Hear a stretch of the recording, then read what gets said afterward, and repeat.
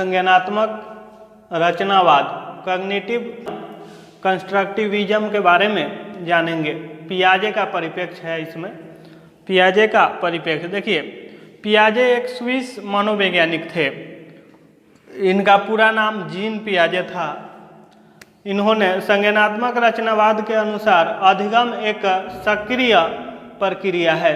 संज्ञानात्मक रचनावाद के अनुसार अधिगम एक सक्रिय प्रक्रिया है जो प्रत्येक अधिगमकर्ता के लिए विशिष्ट होती है, जिसमें अधिगमकर्ता अपने पूर्व अनुभवों और ज्ञान के आधार पर प्रत्ययों में संबंध स्थापित कर उनके अर्थों की रचना करता है।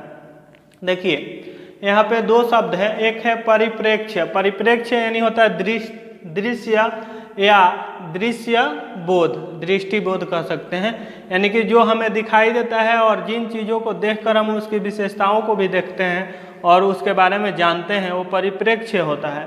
तो पियाजे का परिप्रेक्ष्य है कि अधिगमकर्ता अपने पूर्व अनुभवों और ज्ञान के आधार पर प्रत्ययों में संबंध स्थापित कर उनके अर्थों की रचना करता है। देखिए प्रत्यय क्या होते हैं, गणितीय प्रत्यय होते हैं और हिंदी में प्रत्यय जो है अलग ही है, लेकिन गणितीय प्रत्यय जैसे गणितीयकरण क्या है, शब्द ये क्या बोलते हैं, अंक और संख्या, ये सब प्रत्यय हैं। इनका डिफिनीशन दिया जाता है। ऐसे प्रश्न आते हैं कि निम्नलिखित प्रत्ययों को सोदाहरण व्याख्या करें, तो उसमें दे देगा परिमेय संख्या, प्राकृत संख्या, पूर्ण संख्या, नहीं, ये सब प्रत्यय हैं। तो हम लोग यहाँ पे जो कह रहे हैं ना, प्रत्ययों में संबंध स्थापित कर उनके अर्थों की रचना करता है। जीन पियाजे ने व्यक्ति के संज्ञानात्मक विकास को 4 अवस्थाओं में बांटा है। जीन पियाजे ने व्यक्ति के संज्ञानात्मक अवस्थाओं को 4 अवस्थाओं में बांटा है। इसमें पहला है, देखिए उम्र, आयु, अवस्था यानी चरण, विशेषताएं। पहला है इसमें जन्म जो है जन्म से 2 वर्ष, कहाँ जन्म से 2 वर्ष की अवस्था जो होती है उसको संवेदी गमक अवस्था या संवेदी पेशी अवस्था के नाम से भी हम लोग जानते हैं। तो संवेदी गमक अवस्था में देखिए क्या है कि जन्म के समय की प्रतिवर्त क्रियाएं, जन्म के समय की जो क्रियाएं होती है, प्रतीकों का उपयोग करते हुए सोचना प्रारंभ करना, यानी कि जब जन्म होता है उस समय से लेकर उसकी प्रतिवर्त क्रियाओं, प्रतीकों का उपयोग करते हुए बच्चा जो है सोचना प्रारंभ कर देता है। और इसके बाद संवेदी अनुभवों का संयोजन करता है, संवेदी अनुभवों का संयोजन करता है तथा दुनिया के बारे में एक समझ बनाना एवं वस्तु की अस्थायित्व का ज्ञान, यानी कि बच्चों में जो होता है जन्म से 2 वर्ष के बीच में दुनिया के बारे में समझ बना लेते हैं और वे जो है वस्तु की अस्थायित्व का ज्ञान उनमें आ जाता है।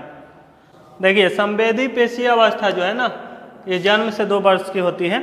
इसमें हम लोग निम्नलिखित चीज़ों को समझते हैं। सहज क्रियाओं की अवस्था, इसको हम लोग सहज क्रियाओं की अवस्था के नाम से भी जानते हैं। इसमें बच्चे जो हैं सहज क्रियाएं करने लगते हैं। फिर प्रमुख वृत्तीय अनुक्रियाओं की अवस्था, इसको हम लोग प्रमुख वृत्तीय अनुक्रियाओं की अवस्था के नाम से भी जानते हैं। इसमें क्या होता है कि यह अवस्था 1 माह से 4 माह तक की आयु तक होती है, प्रमुख वृत्तीय अवस्था, और जन्म से 30 दिन तक होती है सहज क्रियाओं की अवस्था। उसके बाद होता है गौण वृत्तीय क्रियाओं की अवस्था, इसी में आता है गौण वृत्तीय क्रियाओं की अवस्था। ये जो अवस्था है 4 माह से 6 माह की आयु तक रहती है।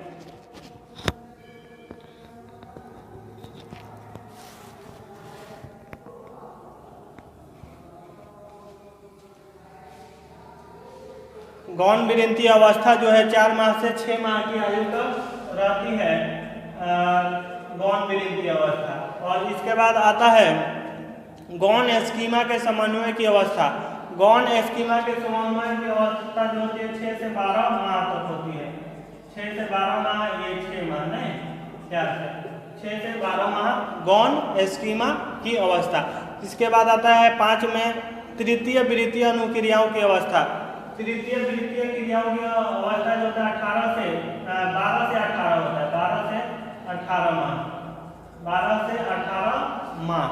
अब इसमें एक आता है लास्ट वाला, मानसिक संयोग द्वारा नए साधनों की खोज की अवस्था। मानसिक संयोग द्वारा नए साधनों की खोज की अवस्था जो है ये आपका हो जाएगा 18 से 24, 18 से 24 माह तक, यानी पूरा 2 वर्ष का ये आ गया है। पहला क्या था? सहज क्रियाओं की अवस्था। कहाँ से कहाँ तक? 0 से 30 दिन तक, 0 से 30 दिन तक सहज क्रियाओं की अवस्था। इसके बाद है जो आपका प्रमुख वृत्तीय अनुक्रियाओं की अवस्था, यह 1 माह से 4 माह तक रहती है। 1 से 4 माह, 1 से 4 माह, ये 30 दिन होगा, ठीक है।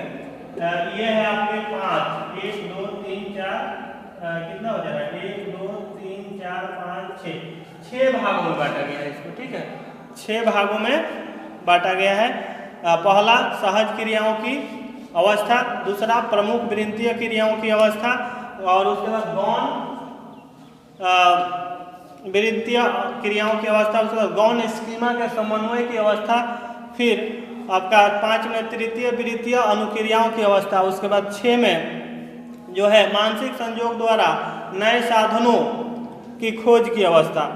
अब हम लोग जानेंगे सेकेंड 2 से 7 वर्ष पूर्व संक्रियात्मक अवस्था। पूर्व संक्रियात्मक अवस्था होती है, सेकेंड वाला है जो है पूर्व संक्रियात्मक अवस्था। इसमें देखिए क्या होता है, बच्चा प्रतीकों और प्रतिमाओं का उपयोग कर अपनी दुनिया को प्रस्तुत करने लगता है, यानी कि करना प्रारंभ कर देता है। उसकी सोच आत्म केंद्रित होती है। देखिए पूर्व संक्रियात्मक अवस्था में बच्चा जो है प्रतीकों और प्रतिमाओं का उपयोग कर अपनी दुनिया को प्रस्तुत करने लगता है, और उसकी सोच जो होती है इस अवस्था में क्या होती है? आत्म केंद्रित होती है। ये जो अवस्था है आपका 2 से 7 वर्ष याद रखिएगा। इसके बाद है मूर्त संक्रियात्मक अवस्था, तीसरा।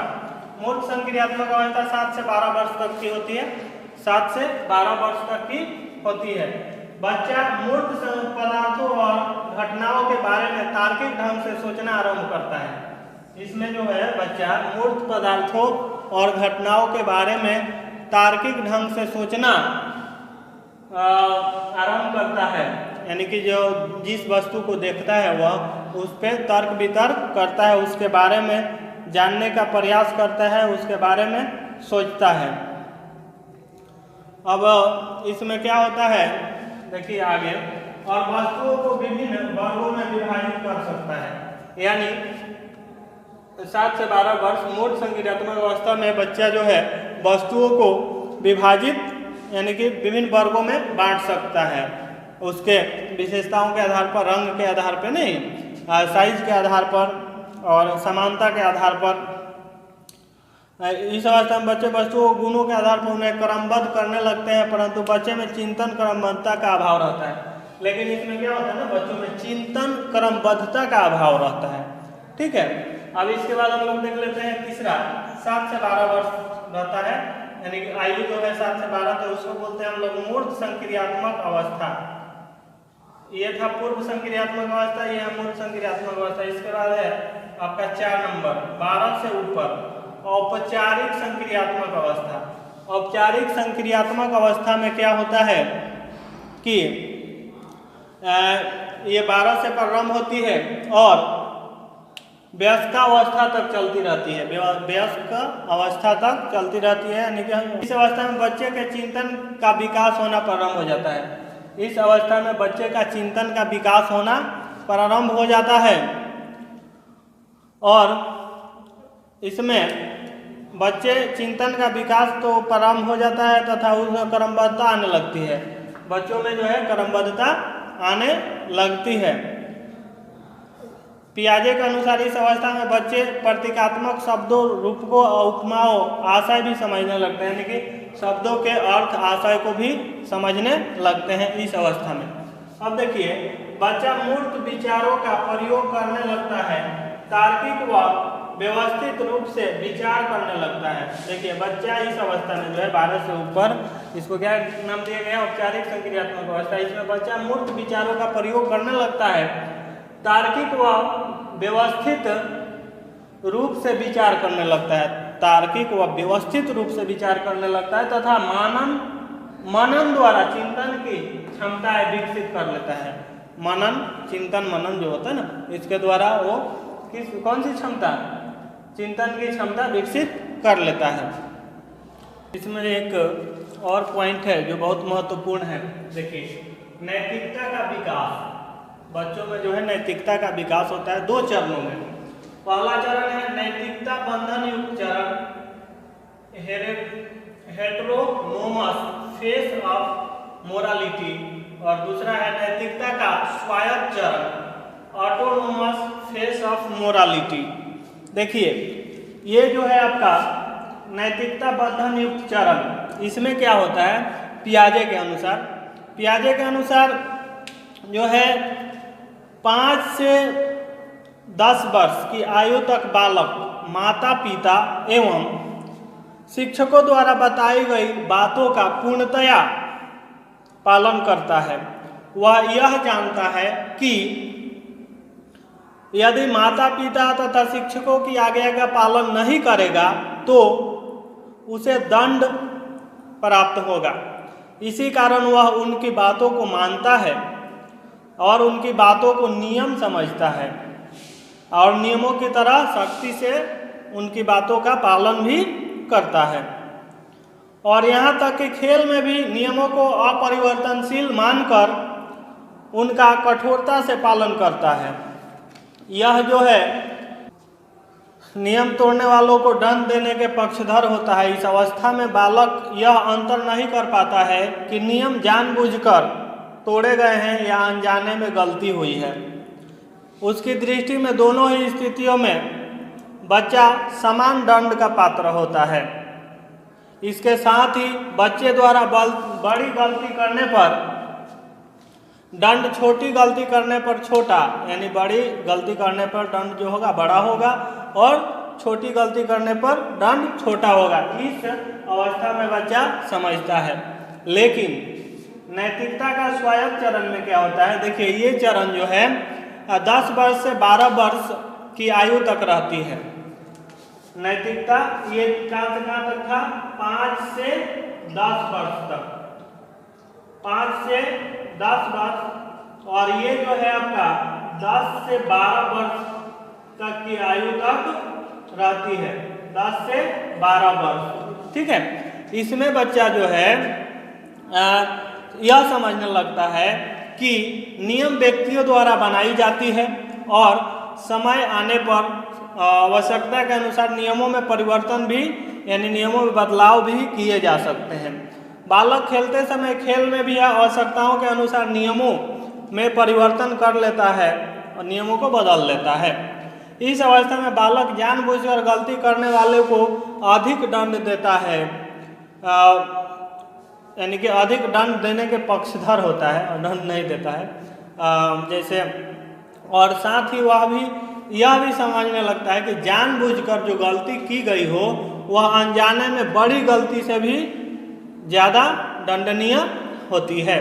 यानी जानबूझकर की गई छोटी गलती जो है अनजाने में की गई बड़ी गलती के बराबर होती है।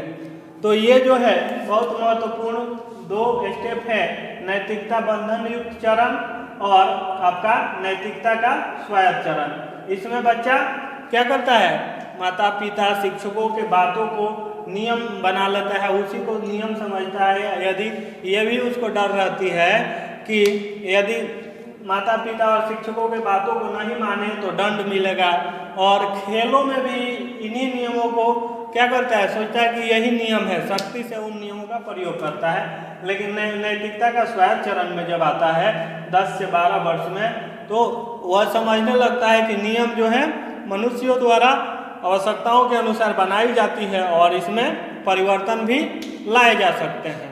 और इसमें जो होता है ये भी समझने लगता है कि जानबूझकर यदि कोई छोटी गलती भी की जाती है तो बड़ी गलती से भी बड़ी है, और अनजाने में जो बड़ी गलती की जाती है उससे भी उसका दंड जो होगा कठोर होना चाहिए।